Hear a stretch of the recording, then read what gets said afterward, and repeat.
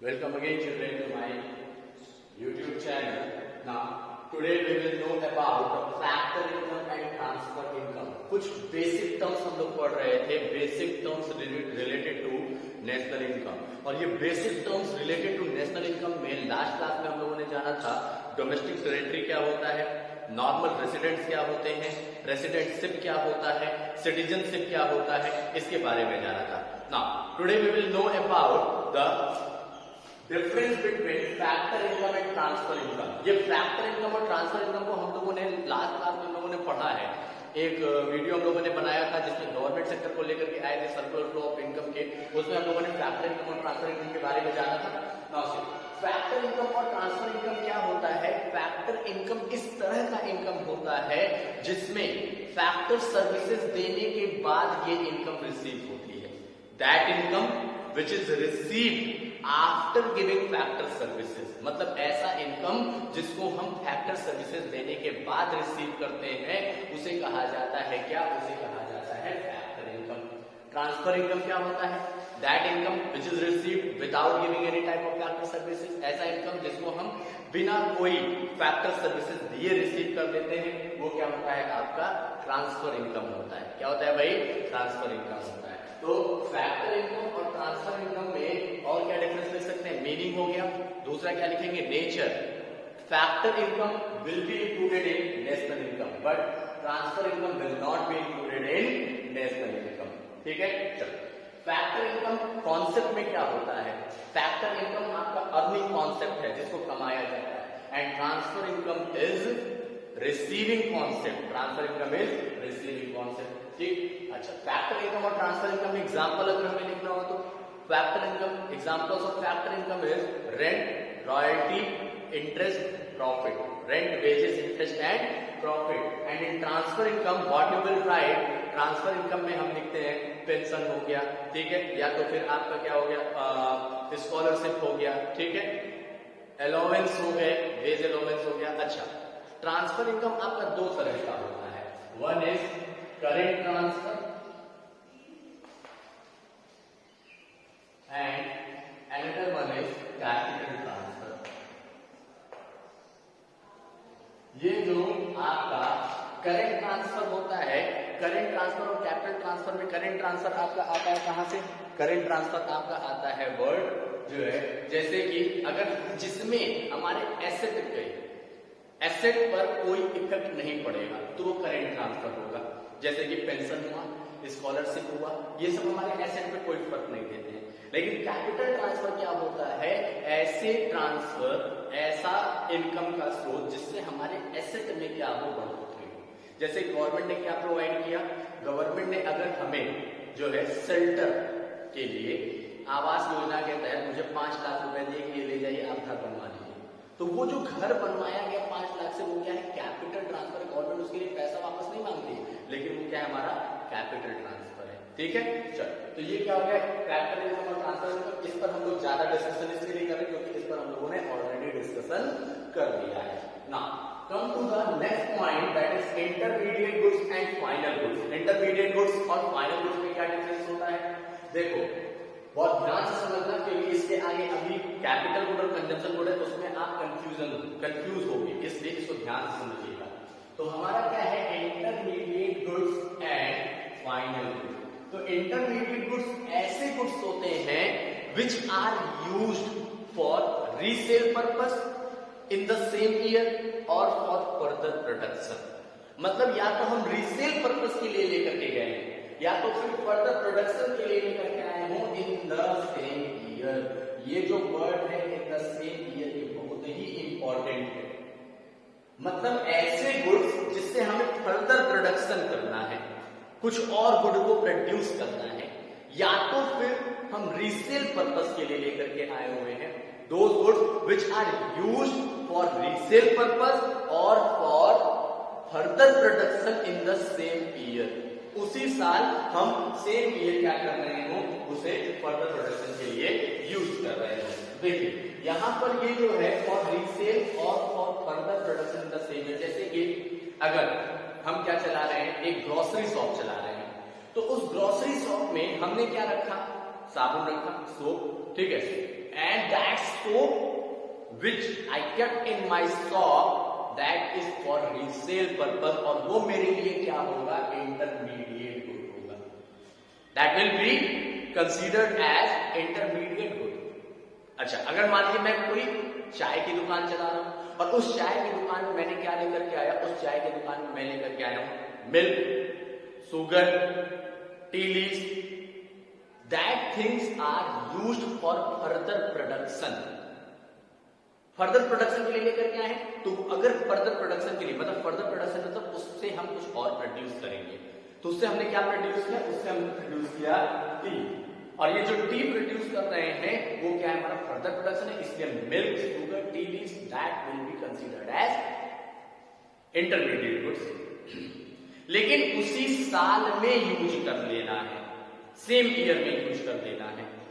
अगर हम शुगर लेकर के आए हैं कितना, फॉर टेकिंग एग्जांपल, अगर हमने शुगर लेकर के आया 100 kg और उस 100 kg में से 19 kg ही सिर्फ यूज हो पाया, 10 kg क्या हो गया आपका बच गया. अब ये जो 10 kg बच गया है at the end of year, that 10 kg will be considered as final good, और ये जो 90 kg था उसको क्या करेंगे, यूज करेंगे कैसे, इंटरमीडिएट गुड. ठीक है, सुनिए. तो फाइनल गुड क्या होता है सर, फाइनल गुड होता है those goods which are used either for consumption और फॉर इन्वेस्टमेंट.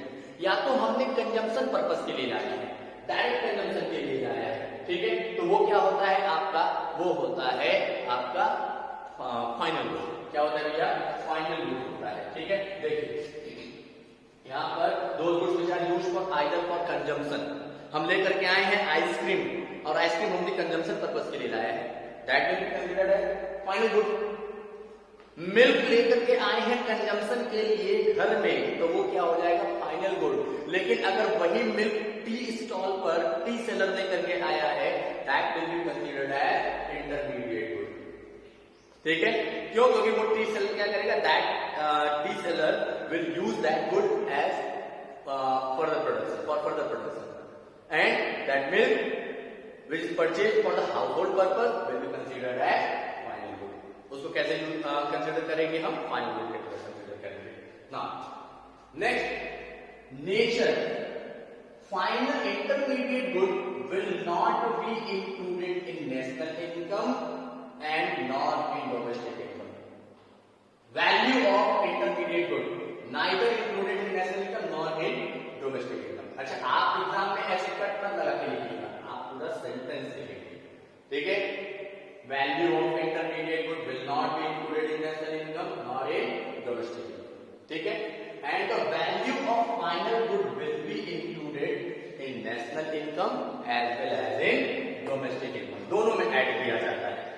ठीक है भाई, तो यहाँ पर नेशनल इनकम और डोमेस्टिक इनकम में इंटरमीडिएट गुड की वैल्यू को नहीं ऐड करते हैं और हम फाइनल गुड में ऐड करते हैं. ठीक है, देखो अगर हम डिमांड देखें तो इंटरमीडिएट गुड का क्या होता है आपका, डेराइव्ड डिमांड होता है, और फाइनल गुड का क्या होता है आपका, डायरेक्ट डिमांड होता है. ठीक, डेराइव्ड डिमांड का मतलब ये हो गया कि भैया अभी हम डेराइव कर रहे हैं डिमांड की तरफ, मतलब कि अभी ये प्रोडक्शन बाउंड्री के अंदर है, प्रोडक्शन अभी हो रहा होगा, इसीलिए हमने क्या कहा, रीसेल पर्पस और फर्दर प्रोडक्शन. फर्दर प्रोडक्शन होगा तो ये किसमें होगा, डेराइव डिमांड होगा. ठीक है, और हम फाइनल कंजम्पशन के लिए यूज कर रहे हैं, डायरेक्टली अपने वांट्स को सेटिस्फाई करना चाह रहे हैं, तो वो ये क्या है आपका फाइनल गुड, इसलिए इसका क्या होता है, डायरेक्ट डिमांड होता है. क्या होता है, डायरेक्ट डिमांड होता है. ठीक है, चलिए नेक्स्ट क्या है, value addition. Then intermediate good में some value has to be added in these goods and in final good no value has to be added in these goods. इसका एग्जांपल देखिए आप कैसे करते हैं. देखो हमने क्या कहा कि अगर हम क्या प्रोड्यूस कर रहे हैं, व्हीट, और व्हीट से हमने क्या प्रोड्यूस किया, फ्लोर प्रोड्यूस किया, और फ्लोर से हमने क्या प्रोड्यूस किया, फ्लोर से हमने प्रोड्यूस किया ब्रेड. ठीक है, this wheat amount of wheat is 1000 और हमने इसको मिलर को भेज मिल में गया तो ये क्या हुआ आपका 1500 का आटा बन गया फ्लोर। और इस फ्लोर को ब्रेड वाले को बेचा गया, ब्रेड वाले ने फाइनली ब्रेड की वैल्यू कितनी निकाली, फॉर एग्जाम्पल 2000। नाउ सी इसमें 1000 में जब 500 का एडिशन हुआ तब जाकर के ये क्या बना फ्लोर। और जब 1500 में 500 का एडिशन हुआ, 1500 से 2000 हो गया, 500 का एडिशन हुआ, ये क्या बन गया ब्रेड। मतलब कि फाइनल गुड जब ये बन गया तो अब इसमें कोई और वैल्यू ऐड नहीं होगी। इसीलिए हमने क्या कहा ब्रेड अगर फाइनल गुड है तो ब्रेड में no value has to be added in final good. And when you will go for intermediate good, तो इंटरमीडिएट गुड में क्या होगा कि अभी देखिए व्हीट क्या है इंटरमीडिएट गुड ब्रेड बनने के लिए, फ्लोर क्या है इंटरमीडिएट गुड ब्रेड बनने के लिए। तो इसीलिए इसको क्या कहा जाता है, इसीलिए इसको हम कहते हैं some value has to be added in these goods. ठीक है ना। Come to the next point, production boundary. भैया ये एक प्रोडक्शन बाउंड्री है, मतलब अब इसके बाहर ब्रेड के बाद किसी और चीज का प्रोडक्शन होगा नहीं। तो मतलब ब्रेड ने क्या किया, प्रोडक्शन बाउंड्री क्रॉस कर दिया है और इसके पहले सब प्रोडक्शन बाउंड्री के अंदर है। ठीक है, तो यहां पर क्या है, they are still within production boundary. They are मतलब intermediate goods are still within production boundary and final goods cross production boundary. Final goods production boundary को क्रॉस कर चुके होते हैं। एग्जांपल तो अभी मैंने दिया, टी का एग्जांपल ले लो। ठीक है, देखिए कुछ एग्जांपल्स यहां पर हम लोग सॉल्व करते हैं। अभी देखो सबसे पहला क्या है, refrigerator installed by a firm. एक फर्म ने अपने इंडस्ट्री में या अपने दुकान में क्या लगाया, अपने दुकान में लगाया एक रेफ्रिजरेटर। अब वो रेफ्रिजरेटर किस लिए है, फॉर रीसेल पर्पस नहीं, फॉर फर्दर प्रोडक्शन नहीं, वो क्या है इन्वेस्टमेंट हो गया, एक एसेट का इन्वेस्टमेंट हुआ, इसलिए रेफ्रिजरेटर क्या हो जाएगा आपका फाइनल हो जाएगा। क्या होगा भैया final. Next, paper used by publisher. अगर पब्लिशर ने पेपर यूज किया, भाई पब्लिशर अगर पेपर का यूज कर रहा है तो उससे क्या बनाएगा, या तो न्यूज़पेपर बनाएगा, या तो बुक बनाएगा, या तो कॉपी बनाएगा। ठीक है, तो ये पब्लिशर ने पेपर यूज किया तो ये क्या हो जाएगा फॉर फर्दर प्रोडक्शन, इसलिए क्या है इंटरमीडिएट। ठीक है, next, furniture purchase by school. School ने फर्नीचर परचेज किया, अब ये फर्नीचर स्कूल का इन्वेस्टमेंट हो गया, उसको सेल नहीं करेगा, वो क्या है फर्नीचर स्कूल ने यूज किया इन्वेस्टमेंट पर्पस के लिए, तो ये क्या हो जाएगा फाइनल गुड हो जाएगा। याद रखिएगा इन्वेस्टमेंट पर्पस आ गया मतलब फाइनल गुड है। ठीक है, next, milk purchase by household. Household ने मिल्क को परचेज किया तो ये क्या हो जाएगा फाइनल गुड। भाई घर में डायरेक्ट कंजम्पशन के लिए लेके जा रहे हैं। Purchase of rice by grocery shop. Grocery shop है, राइस को परचेज किया तो रीसेल के लिए यूज किया होगा intermediate. Coal use by manufacturing firm. Manufacturing firm है, इंडस्ट्री है, उस कोल का यूज करके कुछ और बनाया जाएगा, तो अब यूज किया गया है, ये क्या हो जाएगा इंटरमीडिएट गुड। ठीक, computer installed by in computer installed in an office. किसी ऑफिस में कंप्यूटर इंस्टॉल किया गया, वो कंप्यूटर इन्वेस्टमेंट पर्पस के लिए लाया गया, इसलिए क्या हो जाएगा आपका final. Coal use by consumer household. Consumer household ने कोल का यूज किया है, हाउसहोल्ड ने यूज किया डायरेक्ट, अगर हाउसहोल्ड कुछ भी यूज करता है तो फाइनल यूज हो जाएगा। ठीक है, अच्छा अगर ये क्वेश्चन आया कि household purchase jewellery, jewellery purchase किया तो इन्वेस्टमेंट पर्पस है, तो क्या हो जाएगा आपका फाइनल। फर्म ने मशीनरी लगवाया, इन्वेस्टमेंट पर्पस है, फाइनल। स्कूल ने बसेस खरीदे, इन्वेस्टमेंट पर्पस है, फाइनल गुड। ठीक है, लेकिन स्कूल ने अगर चॉक डस्टर खरीदा, अब उसका यूज होगा, लिखा जाएगा, बच्चों को पढ़ाया जाएगा, वो इन्वेस्टमेंट तो है नहीं कि नहीं एक एसेट बन गया हमारे पास। नो, चॉक डस्टर जो है हमारा इन्वेस्टमेंट पर्पस के लिए नहीं होता है, इसलिए ये क्या हो जाएगा आपका इंटरमीडिएट। देखो mobile sets use, mobile sets purchase by mobile dealer. Mobile dealer ने मोबाइल परचेज किया तो ये क्या हो जाएगा इंटरमीडिएट गुड। क्यों, क्योंकि रीसेल पर्पस के लिए लाए हैं, फिर से सेल करेंगे। Chalk duster purchase by school, already बता चुका हूं इंटरमीडिएट गुड।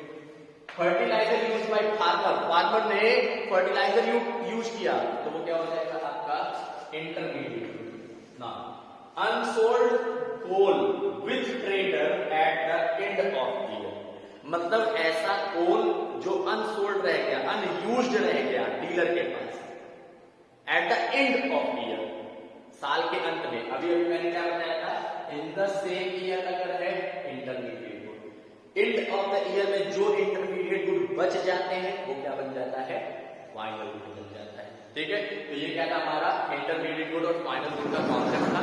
इसको आप लोगों ने जाना और समझा। अगर किसी भी तरह की कोई प्रॉब्लम है then you can give your comment in my comment box and you can subscribe my channel and like my video. Thank you.